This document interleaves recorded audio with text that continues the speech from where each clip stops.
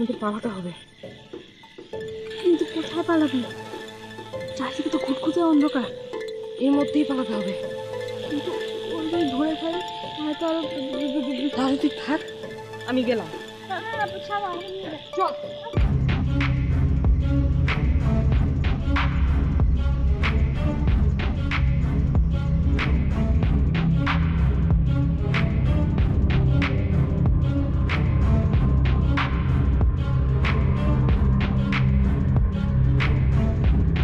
আকাশে বুঝলে একটা খুব মজার জিনিস আছে কি, ব্রাইট স্টার্স। ওইটা যেদিন না আকাশে তারা থাকে, শুধুমাত্র চাঁদ থাকে না, তখন থেকে এইগুলো ঝকঝক ঝকঝক করে।